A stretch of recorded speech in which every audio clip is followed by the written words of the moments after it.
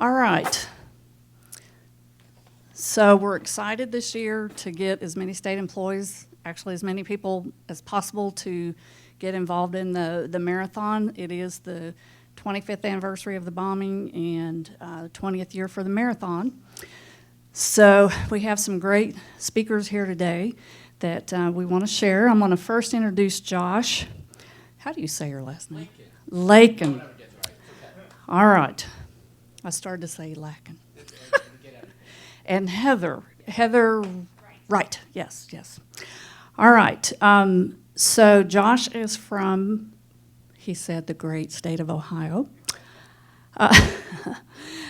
He has been running since middle school, where he was on the middle school track team, cross-country team, I think, right? And he also ran cross-country in high school and did a couple years in college, but he had some injuries that kind of sidelined him there. Then after his education, he began to coach middle school cross-country, and it spiked his interest again in running, and he began to fall in love with it again, and knew it was something he wanted to do his whole life. I think this running is something that you can do, running or walking. I think I walk faster than I run, actually. Anyway, he completed his first marathon at age 23, has since run an 18 full, and you're trying to get ready for the Boston? Not this year. Okay. My goal is get back there. Get back to there. And he did a slow 50K in the mountains in New Mexico. So that I can imagine that being slow. He came to Oklahoma City, taught first grade, and worked part-time at Red Coyote. And they convinced him to give up teaching and be the general manager, which he is now there 8 years. He enjoyed, and I loved this statement, he gets the joy of helping others achieve their goals. So it brings him joy to do that. He looks forward to pacing the Oklahoma City Memorial Marathon for the 8th time this year. Woohoo! If you're planning on running the half, he would love to run with you and help you achieve your goal. So the second part of our speaking engagement is Mark Bravo. Mark is a veteran runner. He has been doing this for 40 years, nearly 20 years as a coach of all things motion, walker, or runner. He has been with OK Runner for 3 years and came to open up when this new store opened up downtown. And that's where he currently is serving there. He is the author of a book called Momentum and 77 Observations Toward a Life Well Lived. It's not all about running, but it is about living a life well. He is also a race host, announcer, and he has done this at many events in this region, including the Memorial Marathon and Tulsa Route 66 Marathon. So we're going to start off with Josh and Heather, and then we'll have Mark come on halfway through. Awesome. Well, thank you so much. I appreciate everybody for inviting us out here and having us going. So we're going to talk about getting going, training, proper ways to get going with your running, walking, whatever that fitness might be for you. So one of the things is, I think, to start with your goals, what your goal is. Is that to get going, just moving? Is that walking? Is that going to be to finish your first 5K? Is that to finish your first 10K, half marathon, marathon? Whatever that might be, what is your goal for that? So is it to finish? Is it to PR? Are you trying to compete against your past self, trying to become better than what you did last time? Or are you trying to run some amazing time? We had a couple ladies on our racing team that actually just qualified for the Olympic marathon or the trials, which is amazing to kind of be at that level. But I think that's one of the greatest things about running is that we had a gentleman, we said, you're the hero of your own story. So whatever that means to you. So if that's just getting off the couch and getting going, awesome. There's a place for you in there. If it is, again, finishing your first 5K, 10K, whatever that might be, continuing to go, progress, getting better and better with every way. Being the better you, of course, is, I think, the best thing you can always do. So figuring out what your goal is that, again, are you looking to run fast? Are you looking just to start? Whatever that might be. I always tell people when you're getting to run your very first of anything, The great thing about it is it's a PR. It's your best record you're ever going to have. It's such a great feeling to get to cross the finish line. And it doesn't matter what that time shows. It's your fastest you'll ever get to do there. I love that. I got to run a 25K a couple years ago, and it was amazing because I'm like, there was no stress. I was like, no matter what I finish, it's my fastest time I'll ever get to run that course. Now, the next time I run, I have to run maybe a little faster than I did this time. But for the first time, I thought that was a great thing. So finding what it is you want to do, what that means to you. The main thing is starting slowly and not overdoing it. We were having a conversation a little bit ago about making sure that you're not remembering where you were. A lot of runners that come into the store are like, well, I used to play soccer. I used to play football. I used to play basketball. It's now 10, 15 years later, college, work, kids. Life's happened. So remembering that we're not in our 20s anymore. We're not who we used to be. So remembering that you don't want to go right back there. We want to get there. We think we can just go out and we're invincible. We're not. You'll quickly realize that is one of those hard things of making sure that you are starting slowly, starting easy. So a lot of our programs, and I can have Heather talk more about why our training programs go, is starting off easily, something that you know you can do, something that you can do easily rather than something that's going to be very difficult and going to be overwhelming. A lot of times people are always like, so training programs, what should you follow? How should you do this? I always recommend looking through the entire program. If you ever get to a point and you're just like, that's never going to happen, I'm never going to be able to do that, that's probably going to be a little too difficult. So take it a step back, find paces that you can go. Conversation pace is one of the things that Heather always says. You got to slow down to sometimes speed up, having those conversation paces. A lot of times people are out there running, and they're running at speeds that are their goal marathon times, not the pace they should be able to carry a conversation at. So starting slowly, going easy into the program rather than going too fast.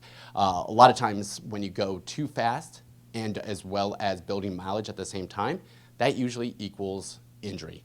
That's the one thing we don't want is an injury. When you get injured, you're not going to be able to run.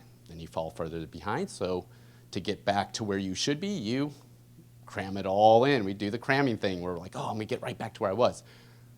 Most of the time, that just equals injury again. That's not a fun circle that you go on. So really starting easy, building yourself up gradually, deciding, again, if it's to complete your first race. Awesome. Let's just get out there. Let's just build the distance, build the strength rather than building speed. Awesome. I've run the distance. I've done my halves. I've done my 5Ks. Now I want to run faster.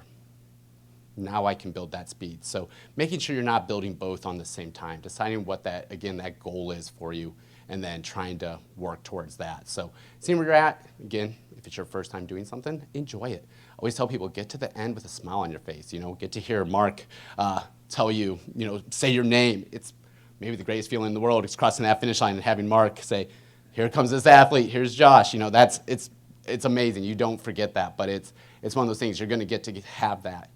Get to that finish line, have Mark say your name, and then get excited and be like, gosh, what's next? What's on the calendar? What's my next half marathon? What's my next marathon?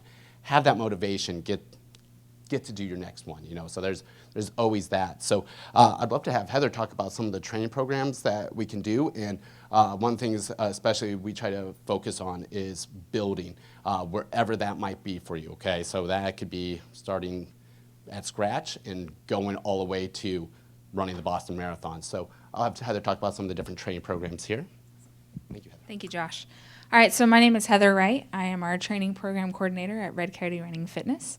One of the biggest things that I am passionate about is sharing joy of running, especially with our newbies that are just kind of getting into it, that running doesn't have to suck.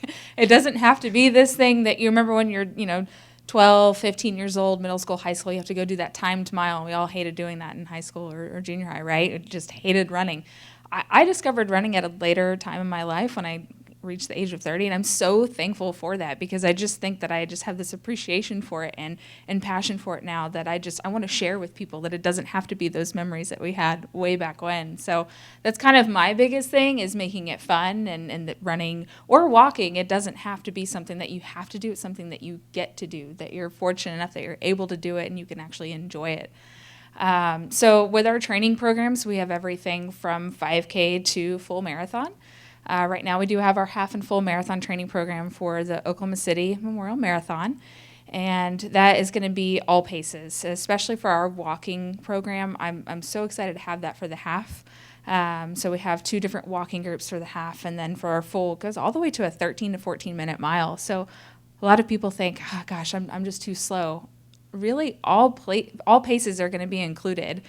You can do it at what you call your slow pace. Everyone's slow pace is relative, right? So, just making sure that that's more inclusive and fitting in more people, that you can achieve those goals. For the half marathon, having those 2 walking programs, I'm really excited to have that. New this year, and it has been officially announced, but we're actually going to have a walking 5K program for the memorial. Super excited to be able to include 5K walkers. There's just so many people that maybe they've never walked a 5K before. Maybe it's something they've never thought that they could do. Well, now we're going to have that program to help them have that opportunity. And it's probably the program I'm most proud of, to be able to offer that, just because it's to me, it's more inclusive. One of my first 5Ks was walking the memorial back in 2015. I'm still, I guess you can kind of call a newbie runner. I just really started in 2016, but 2015 was my first experience at the memorial, and I walked pretty much all of it. And it was one of the best experiences of my life, being there at that race and experiencing that, and starting and the 5K, and just being so feeling included and involved. And anybody that's from Oklahoma knows how much that means. So that was a life-changing moment for me, and to keep going and go further, and to share that with people, I'm really passionate about. So we have training programs for all those distances going into the memorial this year. But if that's something that you're not able to do, if you're not able to join a group, something that you can do at home, the biggest thing that I can tell you is consistency. Getting out there 2, 3, 4 days a week if you can. Everyone has busy schedules, and it's hard to fit in a walk or a run. But if you can, just try to be as consistent as you possibly can. Aside from our training programs, we've got 6 free social runs a week. So that's 6 opportunities that you can come out and be around people, and have others that are either struggling just as much as you are, or having a good time and having fun and enjoying it. So consistency is always a thing that I tell people is most important in kind of building up. If you are training for the 5K, you don't want to go a full 3.1 miles in your training. If you're training for the half, you don't want to go the full 13.1, the full marathon. You don't want to go the full 26.2. You don't want to go that full distance. You want to slowly, gradually build that up over the weeks, and then, a mile to 3 just under, and that way you're close enough. You know that you can finish in the end, so you don't want to overtrain either. But consistency, again, I cannot say that enough, will be key there. One of the other things I think is great about training is, if you can't do it with a big group, is finding a buddy or some sort of an accountability partner, someone that can hold you to that meeting each week. Maybe we meet Wednesdays at 8 a.m. and then we meet, Saturdays at 8 a.m. Whatever that looks like for you, finding someone that can help you get there in the end is really going to be so helpful. And, the Memorial Marathon, if that's not one that has ever been on your list, I would say that would be that should be everyone's first. It was my first 5K. It was my first half. It was my first full, and I just think that it is a life-changing experience, as most people, I think, in this room have an idea of, or at least have been there, even as just a spectator, just to be around that energy and seeing people come together to remember those 168 lives that were lost that day. It's an incredible experience. So I think that's it. Want to go ahead and pass off to Mark? Perfect. Yeah. Okay. Mark. Thank you, Heather. Well, now that that I've found that my little delivery pretty much has been covered by these folks. There are some themes of theirs that that I will simply echo. Good job. The real premise of what I want to talk about. However, Susan asked if I would mention a key component if you're going to start. And again, it's about motion. We hear so many, and I'm sure they do at Red Coyote over at OK Runner. Well, I'm not a real runner.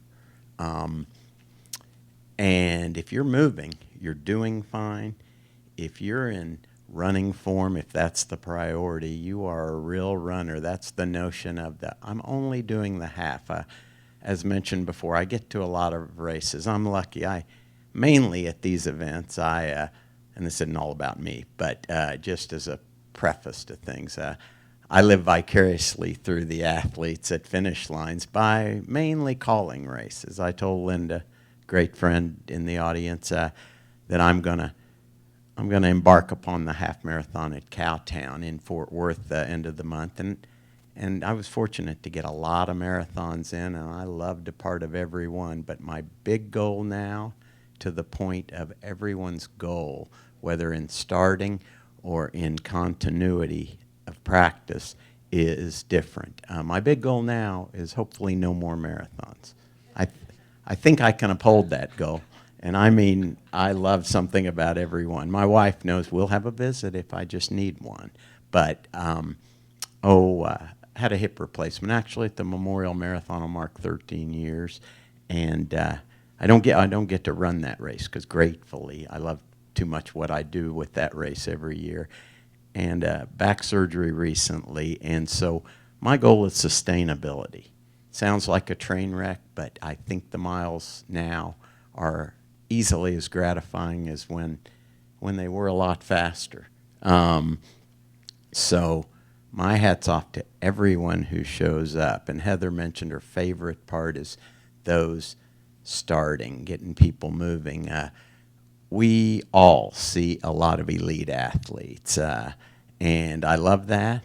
I love especially when they're fine folks. But what I really love, and learned that at finish lines, when I started announcing half and full marathons, and you're out there 4 hours plus and 7 hours plus, because I was lucky. I got them done a little quicker, and I was probably having beers and gone by the time a lot of folks were finishing. Well, to get to witness what are the true stories at the finish line of those who are doing something they basically, in most cases, I'd say never dreamed they'd aspire to. My favorite part of this thing, and probably why I've continued it. So we'll get a little bit more to the idea of being, getting where you want, but mainly, as Heather mentioned, much more important in the approach, and then I'll move to the shoes, is not how much you do seldom is my credo, but that you do something often. Continuity of practice really wins the day. And basically that is for savvied veterans, for so-called middle-of-the-packers, and especially for first-timers, because if you remember where you were a few decades ago, life indeed gets in the way, as John says. It's rare that someone doesn't have some roadblock, whether it be out of their control, in their control, but different priorities. That it's rare you don't witness or experience something of a holding pattern, or maybe even a sabbatical from motion. That's not important. The important thing is you find your way back, and no matter what it is, no matter where you are then, it's key that you not beat yourself up, self-compare to maybe where you were some years ago to that next person. It can be tough, and especially in, say, a race environment, but it's the victory and the so-called momentum. I love that word. The momentum starts when you realize that it's just about staying there, and breakthroughs are not predictable, they're not linear, but with continuity of practice, you'll experience them. One of the ways that you experience roadblocks, as Josh said, not too much too fast. That is the key thing possibly we see. The other thing is shoes are really essential, and it's not that you get the latest, greatest. It's not that you get, it's not even that you get the right color. It's that you get the shoe that fits you, and not just literally fits you, but I call it the department of shoe that you are. And in short, labels are different. I'm not sure if you all have different ones, but the 4 subcategories that we look at, I call a neutral shoe. That's if basically we want to let you do what you do. We don't address anything other than your comfort. A stability shoe, that has often some medial that's inside of the shoe. Yeah, and feel free to medial posting or stability. A lot of folks think that's simply to bring the arch up. Well, sure, that's a lot of the thing, but that literally starts or can start from your talus, your ankle bone. If that ankle is declining, by definition, so does the arch. So neutral, and that is this shoe. I'll address why this shoe looks a little different than some. To stability, stability right here, and stability is shown in the spot that is etched. Each company, some will put a label, like Hoka calls it dynamic stability if they're putting stability to their shoe. But you'll be able to tell by more firmness there. To motion control, I'll explain in a moment, is a lot more stability. Now, neutral, stability, motion control, and we'll briefly run over and maybe exchange some thoughts about how you implement it. To a subcategory between neutral and stability, we like to call it guidance. It can be just a gentler infusion of stability on the medial side. The classic pronation, if your gait is coming inward, we gently want to bring it back out. Some need a more than gentle approach to leveling you out. In this case, the company Brooks uses these guide rails here. That's a new strategy over their last couple of years, which more gently infuse the stability, also on the lateral heel. But what that does basically is like a bowling alley analogy with the flaps up, tends to keep you in the lanes. I kind of translated and talk with some of their folks as a stability shoe that doesn't feel like a stability shoe, because most people want as little shoe as they can get away with that does what they need. And while stability shoes in general have become much less, you guys maybe didn't as much experience it, but in my earlier days of running, if you got a stability shoe, it was basically like a piece of military armor. It would just lock you down, and that's the way it was usually infused.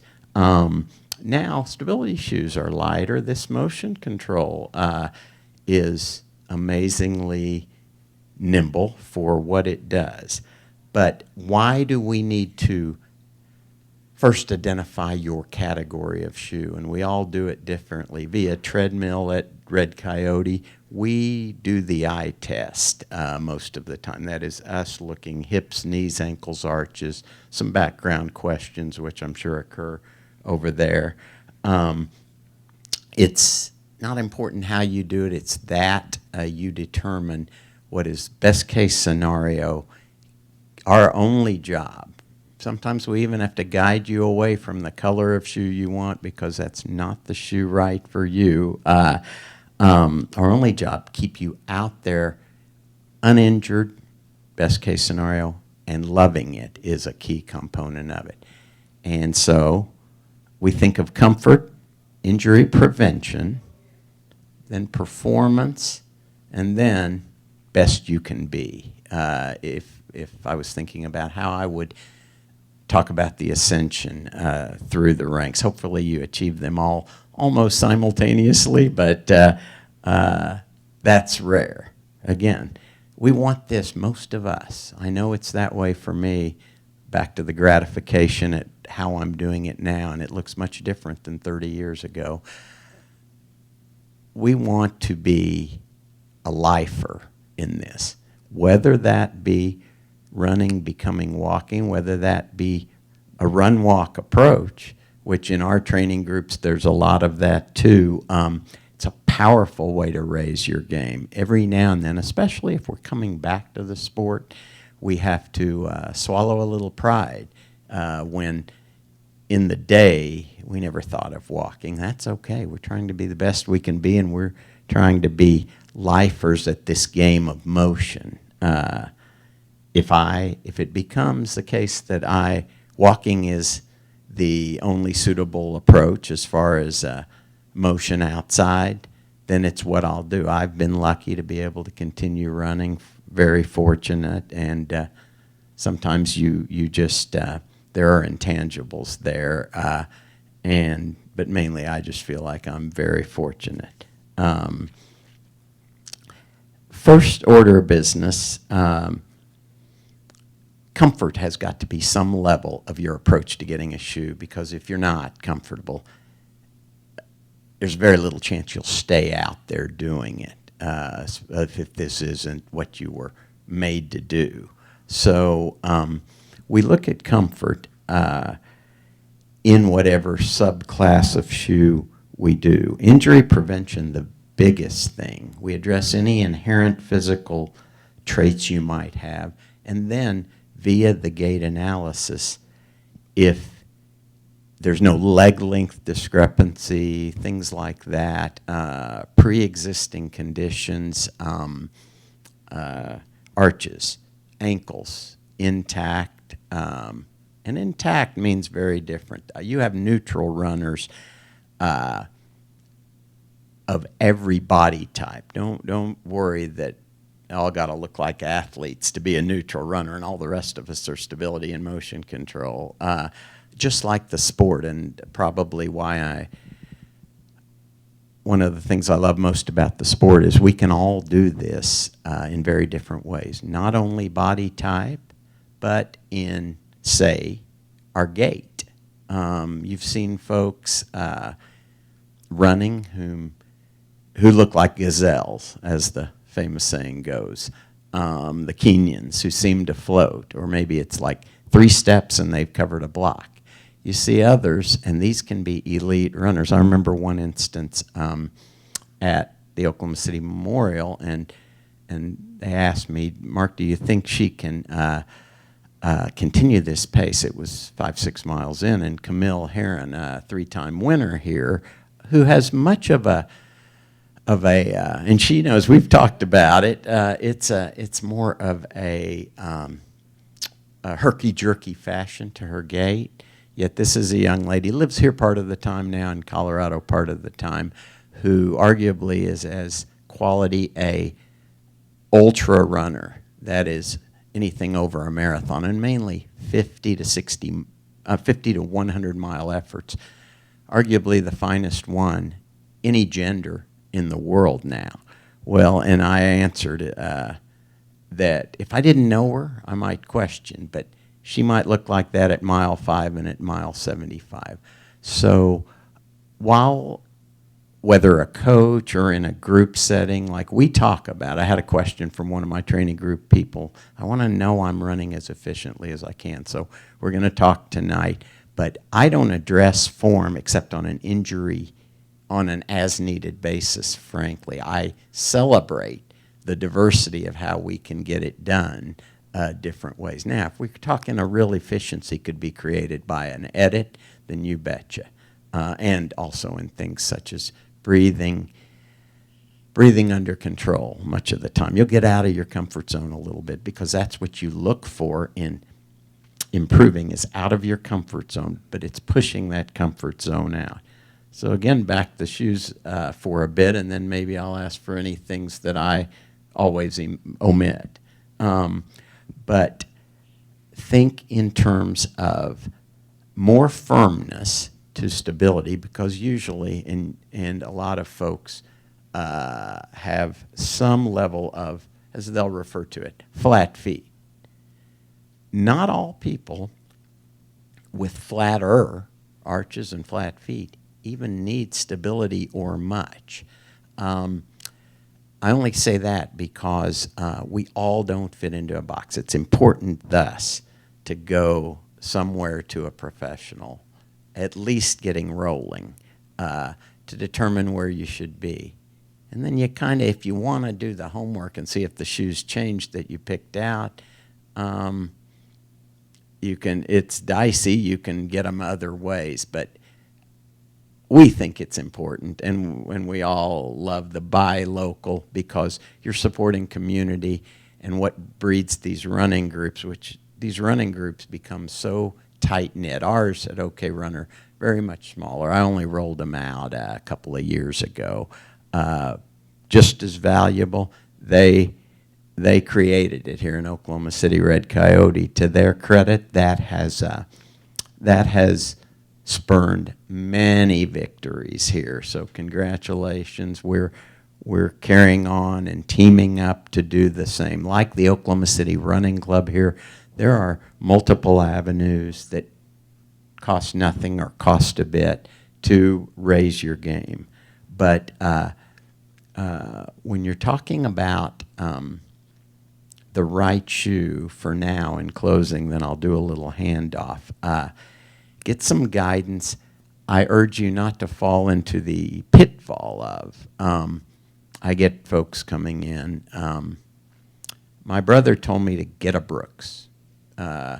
And we get a lot of prescriptions, scripts from professionals. Now, those are much more obviously to be followed because they're telling me why. They're either writing it down or we communicate with them, and we pretty well know when they put a diagnosis why we're leading this way. Or I heard Hoka was the best shoe ever. Back to, and I'm all about high cushion because it's about sustainability for me. I want to see, at 62, I'd like to see this sport at 72 and 82 in whatever fashion it presents to me. So, and walking around on a hard floor all day, I think can be much more arduous than the miles we get. Yeah.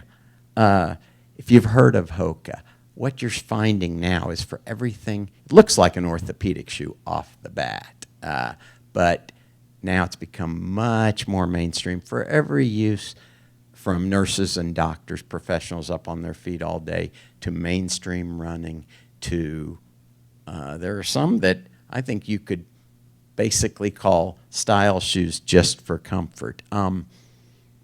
Just a few examples. They told me to get this. My sister said it's the best shoe. It may well be, hope so, the best shoe for her. It has no bearing on that it be for you. Even if you're siblings, you may roll out very differently. So just some professional guidance, not to go.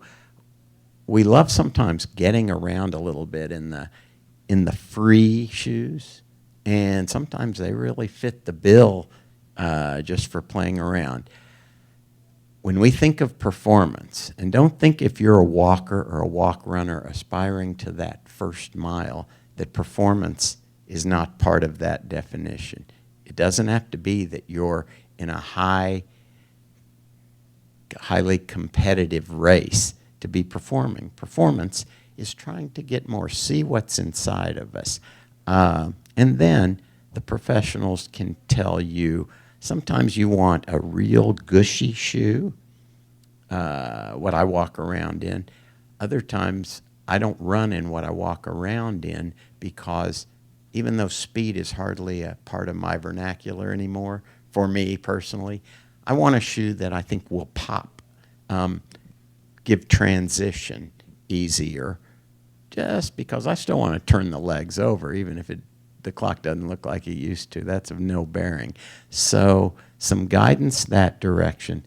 The most important thing is that you address what is right for you, because for longevity in this sport that we call motion, you've got to have something both comfortable and that serves your particular importance. Anything you want to throw in there? Yeah, Mark, you just said it perfectly. But my big thing would be just go to a specialist. I think that is such an important thing. Whatever sort of that might be, we've been there, we've done it. I think as important as any of that too, I think fit is such an important piece in it as well. Get someone that's been through the marathons, done the half marathons, knows about the blisters, have lost the toenails, have been there and know how a shoe should fit. So make sure you get someone that's gonna size your foot. That's probably one of the things I hear all the time. I don't know the last time someone actually sized my foot. Awesome. Well, let's get you in the right fit, because people come in all the time, I don't know about for you, but they're like, my feet fall asleep. I'm good for like the first mile or two, and all of a sudden my feet start going numb, or I'm getting all these blisters, all these things. It's like, awesome. Let me show you the right socks, but this is the way a running shoe is designed to fit. We want to go up some space. A running shoe is designed to be snug in the heel, wrap that midfoot, but we should have some toe space. Getting the right size shoe is such an important piece too. And I think that's just something that going to people that have done that and know the specialty of running and movement and whatever that might be for you, I think is so important there for sure. But they're also going to show you other products. I brought some other things with me today, of course, but the Body Glide, the socks, the things that can help prevent the injuries, really trying to make sure that we're setting you up for the best run possible. We always think of it as doing us a disservice if we are not telling you about all the other things.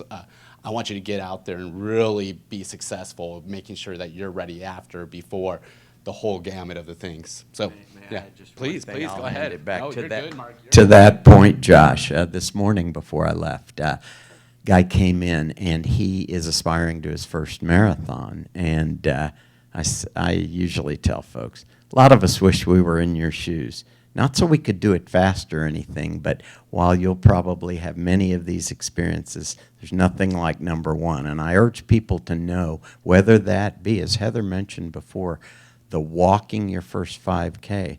There are a lot of folks, you've heard the classic terminology, couch to 5K, who are simply there right now. You never know where this will take you, and it doesn't begin to have to take you to half or full. It's about that first time. But this gentleman today, 14 miles, no problem Sunday, went home and was sick the rest of the time. Now, I think he was on the right track. He said, I think I need to buy into some sustenance, nutrition, and we talked about it, got him rolling there. And those are the kind of things, whether it's an event on your plate or simply for the future, try everything with a dose of moderation, because the trying out is where we learn what works for us.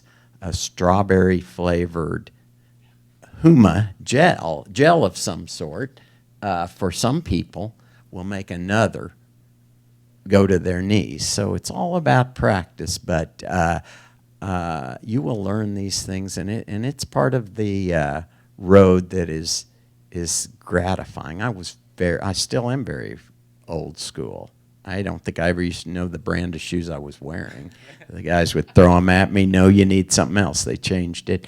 But it is very much, I would not run the way, coach the way I ran 30 years ago. We didn't think about putting liquids out on the course. You have all these things at your beck and call to help you be successful.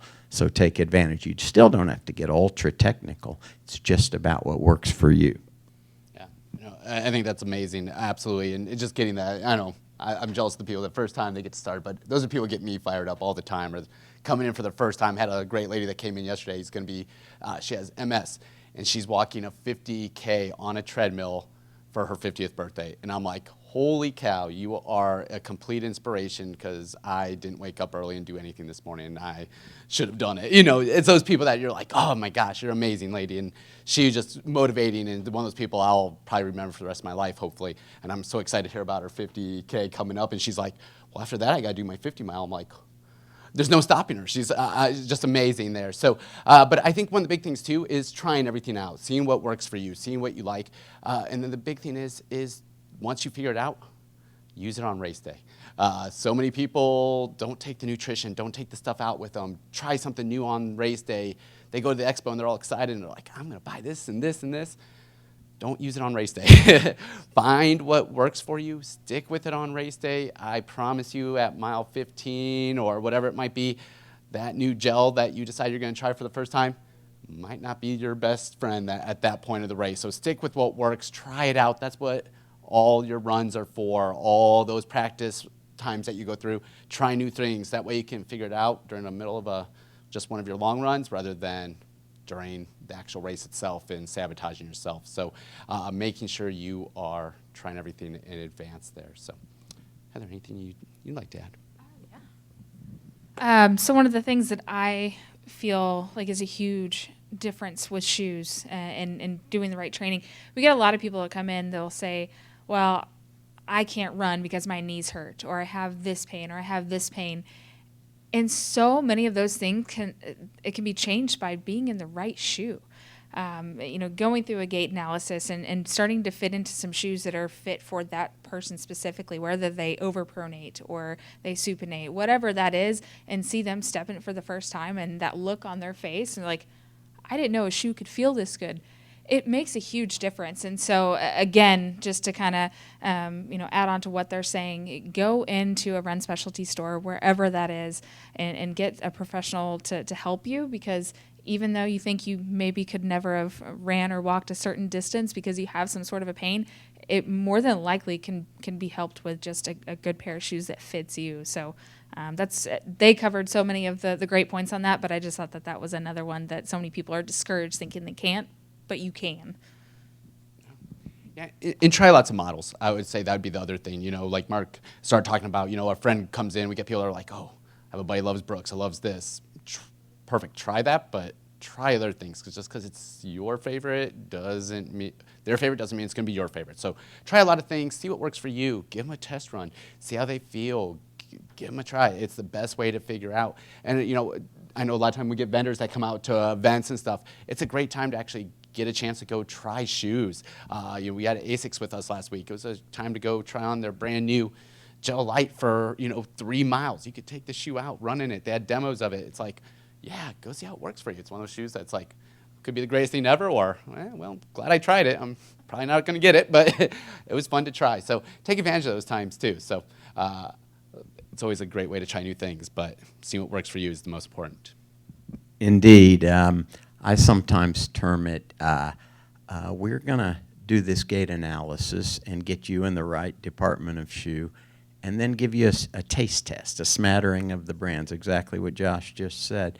And what we hope to find, most folks don't really need to look for or want bells and whistles. They want a shoe that basically feels like it's home to them immediately. And sometimes that's the brand, sometimes that's the particular model that works. And to your point, some didn't know that performance shoes could feel this way until they come take a look. And so great points. And I'd like to just add one more thing, and then I think maybe Susan had some questions there. To reiterate, don't let intimidation be any kind of factor wherever you are in this pursuit. I talk to folks about, I get to a lot of expos, and we all do. I get to call a lot of races, so I see every size of race. It's usually a pretty good size if there is an expo involved, where you come, pick up your packets, get your game faces on, you see the latest, greatest innovations, and you hear from professionals and from other races that you may not have known existed. But when you're at that environment, you tend to think everyone in the world is a runner, because there's 20,000 people in here, and they're all talking about maybe getting to Boston or this ultra marathon, or what are you going to do tomorrow? Gosh, I'm aiming for 4 hours in the marathon.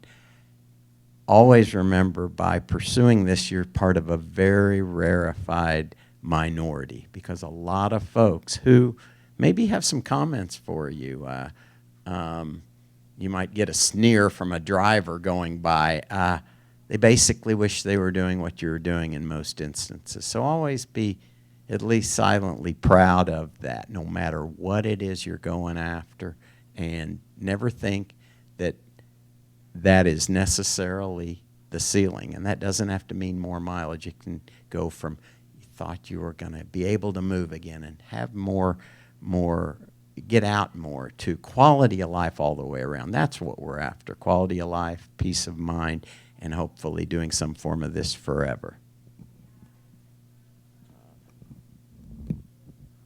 Okay, so does anybody have any questions here for any of them? How many miles should you run on a pair of shoes? My quick answer is everybody's different. Some shoes are literally made for less or more miles. What we tend to talk about is around 300 to 300 plus miles. I see on either side of that, as per either your gait or just the way you wear it. Maybe you have different theories. No, I agree with that. Usually we tell people, and every shoe's different. You know, you get shoes that are kind of lighter weight, more flimsy. You're not going to get as much out of a shoe like that as you would, like Mark was saying, stuff like Hoka's, where there's a lot more under the shoe. You might see more of that 400, maybe even 500 miles out of it. Thing I always tell people, write a date somewhere. You know, we all have technology nowadays. We can kind of see how old the shoe is. I feel like we get people all the time that come in and they're like, well, I've only had them for 6 months. And you look them up and you're like, you've had them for about a year and a half now. And they're like, no. And everybody, and they're like, oh my gosh. Listen to your body too. I would always say one of the things is when you start to notice, you know, those knees starting to go a little bit, and you're starting to get that knee starting to go a little bit, or that hip, or some of those aches, pains that are, like, have been gone for a while and everything's been good. And all of a sudden those start to come back. I always tell people, just try on the new pair. Tell me what you think of the new one. And they're like, oh my gosh, yeah, that's a huge difference. Okay, yeah, mine are completely shot, even though they still might look okay. All that foam starts to break down. It goes away. You start to notice some of those things that you're like, okay, yeah, these shoes have definitely had better days. It's probably time to start rotating a new version into my rotation and maybe use these for some shorter runs until they're just gone. So yeah, so listen to your body, I think, is good. And then again, the date, putting that on there somewhere just so you can remember how long you've had them. Just again, sometimes it just goes, and all of a sudden you're like, oh my gosh, that's a 3-year-old model and should have replaced those a couple years ago. So yeah. This is also a time for those that are watching via video live stream. You can also type in questions. Perfect. The only other thing that I was going to say as far as shoes and mileage is, you know, you might be able to get 300 to 400 miles out of a shoe. I might wear the exact same shoe and get 500 or 600 miles. It really kind of depends on, you know, how tall you are, how much you weigh, you know, shape sizes, but also the way you land on your foot. If I'm an aggressive heel striker, I'm really going to wear out that heel. Maybe you land on your toe, it's going to wear out differently. So the mileage is going to look different. So, you know, if your best friend's wearing the exact same shoe and they got more miles than you, that's okay. That's probably just because the way that you guys run is just going to be different and those sorts of things. So take those into perspective as well. If you've experienced a change in how you feel maybe from one day to the next, if a change in feel from one day to the next, we talk about, okay, we first look. Did you alter your training? You know, sometimes we get in catch-up mode, and we're going to do 2 long runs close together. And long is a subjective word to everyone. Either long run, intensity, effort, put 2 close together, that might cause it. Otherwise, think about, how long have I had these? Because that over the hump experience with the shoes can happen pretty quickly. Well, they were great Tuesday. It's Friday now. Could they have changed that much? They may have just gotten compromised enough. I haven't seen any questions from our online viewers, so does anybody else have any questions here? I started running about 5 years ago, and I said I'd never run over 5K. My daughter ran Oklahoma City Memorial Half Marathon last year. Oh, that's awesome.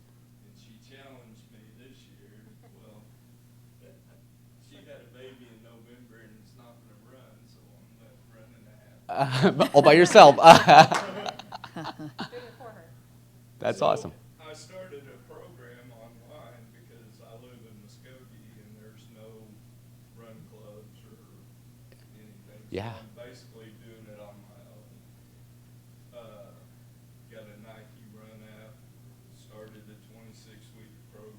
Awesome. that I follow weekly.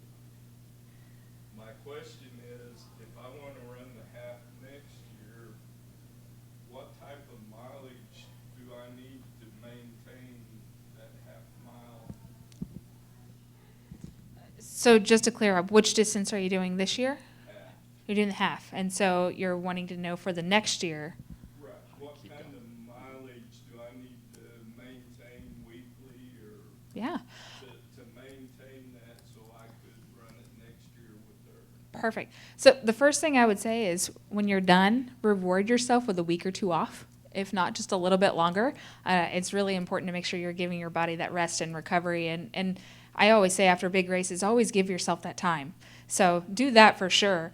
But then afterwards, a 10 to 15 miles per week is just kind of a good average, good base going into half marathon training. You don't have to go too crazy and kind of get up into the 20-mile range unless you want to. It depends on your goals, kind of what you're wanting to do. If you're just wanting to complete that distance, that 10, 15 miles per week should be just fine. And if you miss, some weeks here and some weeks there, it's not that big of a deal because you'll have that time to kind of, let your body recover too. A lot of people don't take enough time off or don't rest enough. So make sure you're not running too many days in a row, that you have, 1 to 2 days off a week for sure. But also to have those random recovery weeks, go on vacation and not worry about it as well. That's a great base, and then basically from there, it's a fine-tune process maybe in those last 8 weeks, because unless you just throw it all away, which I doubt it, your life has probably changed in ways, or during this program it will, that you might not even know now. You'll already have the stuff for the half. So, as Heather said, keeping a base after you make sure everything's intact, throw a little reward in there, is plenty good. And then you fine-tune by whether it be a few extra miles a week or just a few specified workouts. And the key thing to remember, especially if this is your first, life's going to get in the way. You're going to miss a few days. And the classic question, well, did I blow the training? You didn't. You never will blow the training if you're willing to stick with it. Ask someone how I so-called make up. Don't worry about not making it up. But again, the only thing that can stop you is injury. So don't put too much too fast in there or too much together that, say, is of the longer run version, or if you're doing any speed ups, any bursts, any so-called tempo running, you don't mix those things together, as Josh mentioned way earlier today, too close together. That can get you in trouble. You stay uninjured, you're going to thrive. I'll look for you at the line. I have a question, and it came from a question here, somebody wanting to know about how do you learn more about training for the half marathon.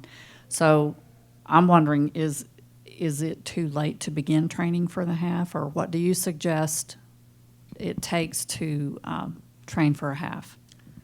If you are literally a novice at motion right now, I might want you to think about that half. If we're talking OKC, we're basically 10 weeks away, 11 weeks away.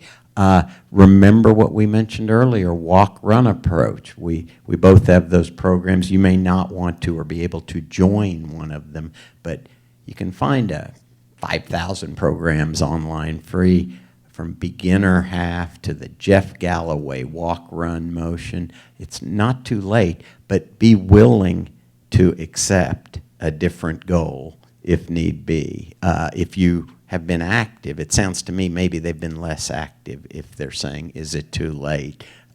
Be willing. Don't put too much self-imposed pressure. I don't know. I don't care how fit you are. You'll probably run into a wall. And just see how the momentum builds, and you may find yourself there. And if you're short on time, we certainly want to rein in. And if it's a first time, we hope you don't focus on the clock. If it's your 50th time, finish line is still your priority. But certainly your first one, maybe I'm in ground I've never treaded before, we think first and foremost and hopefully only about finishing. Maybe silently you've got a little goal, that's okay, but be willing to rein that in. Yeah, and I think too, one of the great races at the Memorial is the relay. The relay is always a great way to go. I always call it kind of the gateway drug to the half marathon. So if you're looking to get into the half, do the relay. You just get that taste. You start to experience it, and you're like, all right, next year's the year, and you're just going to get that fire burning. So join a relay too if it's at that point. I think it would be fun because there's anything in there from a 5K, I think, to a 7 mile. So you could find that and get to participate in the full still and do the finish line and all that. And so always the relay is always a great way to go, and it's fun to see those guys out there. They're wearing funny costumes. It's a good time. So I would always recommend doing that as well. The half might not be a good way. I believe we're 74 days out. What do you each recommend for break-in shoes? How many days? For break-ins before the race? So typically with shoes, if you're going into a race, you don't want to get a brand new shoe, about two weeks out is kind of the cutoff is that we usually suggest is make sure it's at least 2 weeks in advance. If you're just kind of updating your shoes and you've had some good shoes before, you can maybe make a small change. But if this is brand new to you, I would do it as soon as you possibly can. And one of the great things is you can go in and you can get fit that day. You don't have to make the purchase that day. You can go in and figure out, do I overpronate? Do I supinate? Do I need a stability? Do I need neutral? Those sorts of things. And I don't know how they do it at OK Runner, but we can at least save your information on file. So maybe you wait till you get your paycheck in 2 weeks, or you wait a month later to where you can afford it. That information's on file, so you can just come back in, and then we can get you set up with those shoes that day. So kind of a long answer to your question, but starting now until about 2 weeks before. I think one of the big things is at least get one long run in on those shoes that you're planning on wearing personally. I always think that's an important thing. You want to know how those are going to feel at mile 10 if you're doing that half marathon, or mile 20 if you're doing a full or something. That way you kind of know, and these are going to work, these are going to feel great. It's just, to me, it's just having that confidence in that shoe and everything you have that it's going to be good come race day. So I'll at least get it so it's broken in enough to do one of your long runs ahead of time. So yeah, that's one of the things we see every year is people coming in and week before being like, oh, I need a new shoe. And I'm like, so what are you training for? Well, I'm doing the marathon this weekend. I'm like, oh, all right. Well, what are you running in now? Because we're not going to change too much from that, because it's don't want to go too crazy on that one for sure. And the one thing there's a lot of fun brands. There's a lot of great things. Hoka's out there, Ultras, there's Newtons, a lot of different brands. Don't go buy those at the expo and wear them the next day. Don't do that, please. Get them. They're great shoes. Save them for afterwards. That's your little present for when you are done, and your kind of pat on the back to yourself is cool. I got a new pair of shoes for after that 2 weeks of break I'm going to take. Going to try out these new type of shoes here, but yeah, make sure you've broken them in and get them ready. So. I agree. I remember one time, a long time ago, running a half, 20 years ago, bought a pair of shoes at the expo. I had been running a while. Why I did that, I don't know. I don't remember a problem with them, but I do remember I never put them back on. So I don't know what that means. Good advice, folks. Linda. I was kind of thinking, I don't know how many people haven't, or especially people who are new to it that maybe haven't picked up with a training group yet. Some of the safe places to train around here. I know a group I'm associated with was out at Stanley Draper this weekend. It's the first time I've been out there. Arcadia's got some trails recently opened. I like to go to the college in Edmond. Yep. It's on Memorial. OC's great. Oh. I might talk about that just a little bit for people who are new to it, that, safety is a major factor. Absolutely. Yes, speaking to possible options for spots you can run here, especially new to it, especially if you're by yourself. And think about that, by yourself. Unfortunately, we have to think about that these days. If you can avoid that, even go places where other runners, you may not know them. You'll probably get to know them, but where they are, because it's a factor, and unfortunately, especially for women, if you're going solo. But such as our river trail offers a lot of folks, again, evening time, early morning darkness. Try not to do it solo, try to make it midstream of the day. Mitch Park in Edmond, Lake Draper, as you mentioned, Linda, for South Oklahoma City.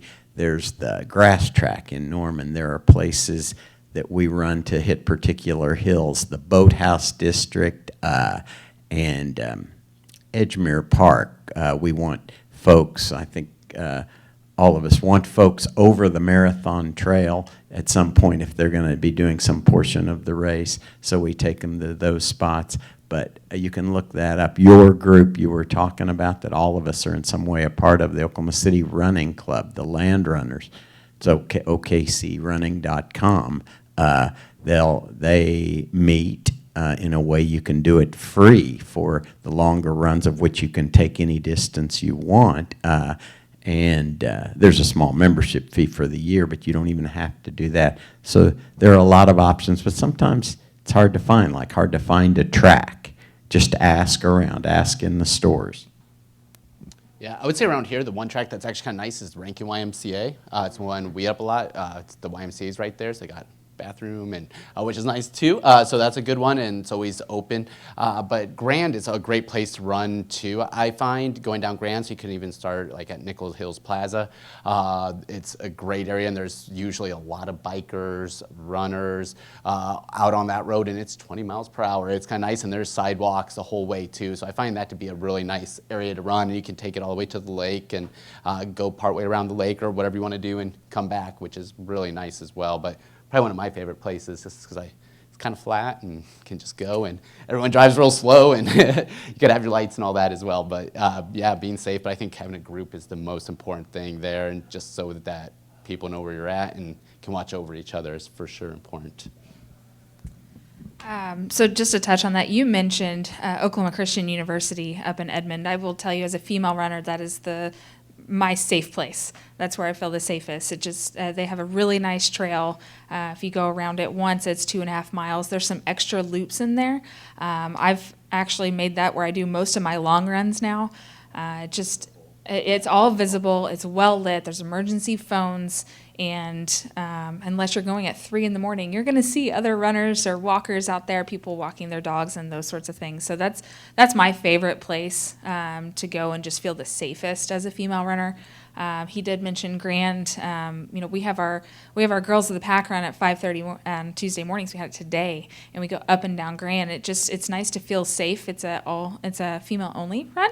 And it feels safe to have that safety in numbers. And so any kind of, free social run that you can get to, if you can make any of those times, whether it's at Red Coyote or OK Runner has some as well, the safety numbers is going to be the biggest key. I can't stress that enough.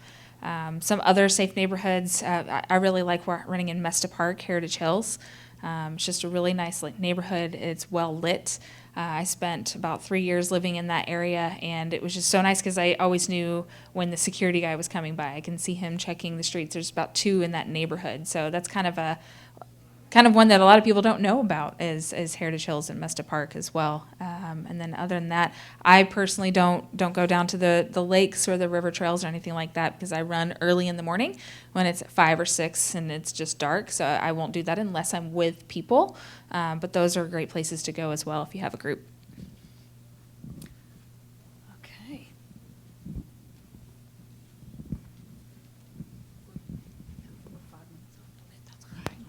No, it's okay. All right, so I appreciate you. Do you work at ODOT? And that's why you're here from Muskogee. I was like, boy, he came all the way from. Anyway, so glad that you guys came out, and those that are online, we're glad you tuned in. I know you learned a lot. That covered exactly everything that I was hoping that you would cover. So safety, injury prevention, importance of getting with professionals, the importance of good shoes. So anyway, we do have some more presentations coming up. We'll get the word out to you, and we'll go from here. So thank you for coming, and y'all have a good rest of your day and week.